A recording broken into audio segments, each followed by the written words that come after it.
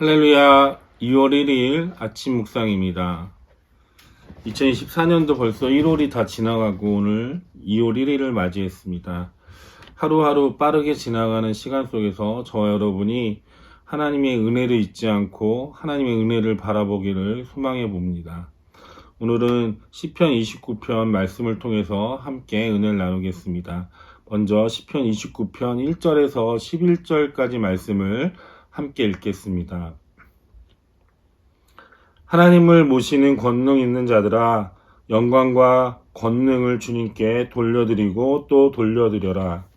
그 이름에 어울리는 영광을 주님께 돌려드려라. 거룩한 옷을 입고 주님 앞에 꿇어 엎드려라. 주님의 목소리가 물 위로 울려 퍼진다. 영광이 하나님이 우레소리로 말씀하신다. 주님께서 큰 물을 치신다. 주님의 목소리는 힘이 있고 주님의 목소리는 위엄이 넘친다. 주님께서 목소리로 백향목을 쪼개고 네바논의 백향목을 쪼개신다. 네바논의 산맥을 송아지처럼 뛰놀게 하시고 시련산을 들송아리처럼 날뛰게 하신다. 주님의 목소리에 불꽃이 튀긴다. 주님의 목소리가 광야를 흔드시고 주님께서 가데스 광야를 뒤흔드신다. 주님의 목소리가 암사슴을 놀래게 낙태하게 하고 우거진 숲조차 벌겋숭이로 만드시니 그분의 성전에서 모인 사람들이 하나같이 영광하고 외치는구나. 주님께서 범람하는 홍수를 정복하신다. 주님께서 영원토록 왕으로 다스리신다. 주님은 당신을 따르는 백성에게 힘을 주신다. 주님은 당신을 따르는 백성에게 평화의 복을 내리신다. 오늘 시편 29편 말씀을 통해서 하나님께 드릴 온전한 예배라는 제목으로 함께 은혜를 나누겠습니다. 시편 29편은 하나님께서 모든 피조물에게 경배받기 합당하신 분이라는 것을 고백하고 있습니다.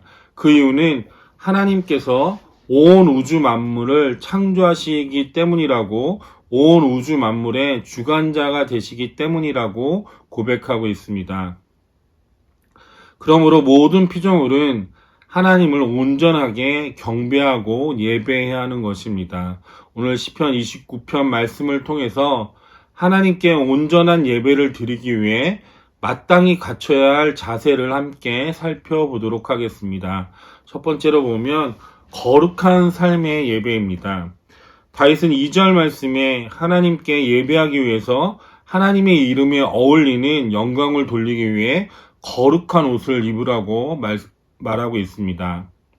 여기서 거룩한 옷은 제사장이 성막에서 성전에서 입는 거룩한 의식을 위해서 입는 에봇이 아니라 우리의 영혼을 거룩하게 하라는 것입니다. 하나님은 저와 여러분의 마음의 중심을 보시는 분이십니다. 그렇기 때문에 우리가 하나님께 드려야 할 예배는 화려한 음악이나 정교한 형식으로 가득 채워지는 그런 예배가 아니라 화려한 미사 어구를 써서 드려지는 기도나 소리가 아니라 우리의 영혼 깊은 곳에부터 나오는 참된 고백을 담은 예배해야 한다라는 것입니다.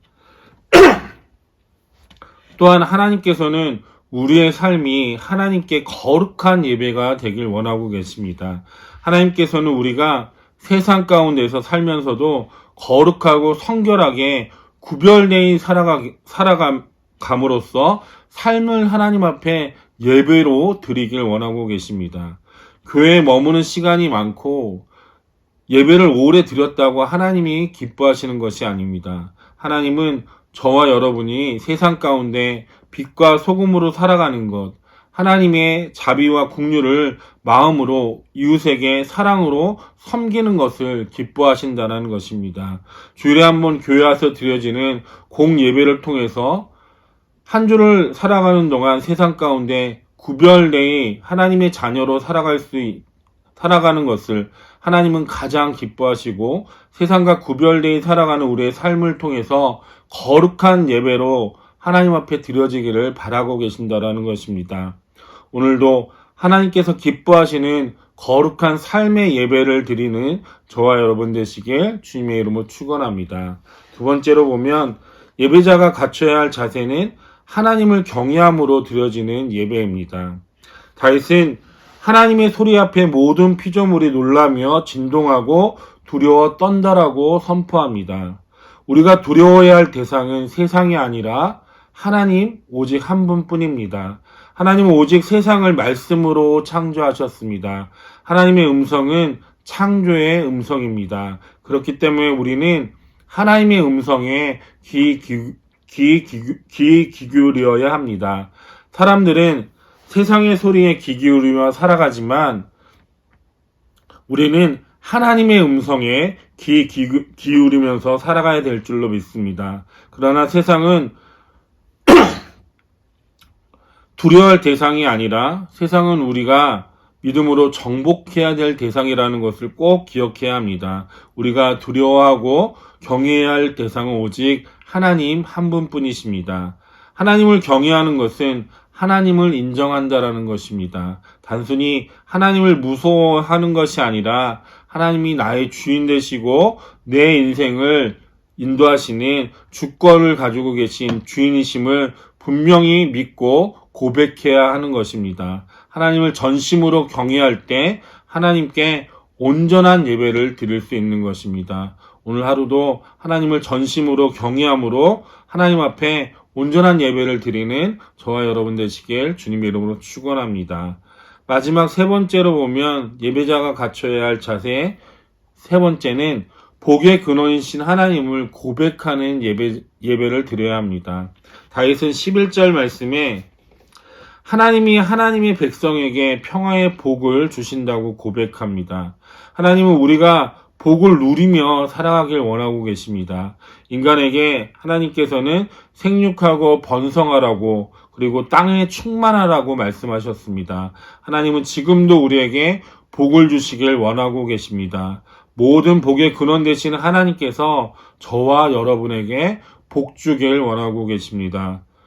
사람들은 세상의 권력이, 세상의 물질이 복의 근원이라고 착각하며 살아가지만 그 세상의 권력과 물질 앞에 고개를 숙이고 경배하지만 우리가 진정으로 경배하고 예배할 대상은 오직 복의 근원 되시는 하나님 한 분뿐이라는 것을 우리는 꼭 기억해야 합니다.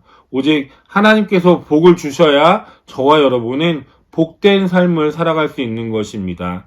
그렇기 때문에 우리는 오직 복의 근원 되시는 하나님을 바라보고 하나님만 믿음으로 예배할 수 있어야 합니다. 우리가 하나님을 참되게 예배할 때 하나님은 우리에게 참된 복을 허락해 주십니다. 다윗이 고백한 하나님의 평화의 복, 오늘 저와 여러분 가운데 가득히 임하기를 주님의 이름으로 축원합니다. 이처럼 우리는 하나님을 온전히 예배해야 합니다. 잘 기획되고 세련된 예배가 아니라 하더라도 거룩한 옷을 입고 세상과 구별된 거룩한 삶으로 하나님 앞에 예배해야 합니다.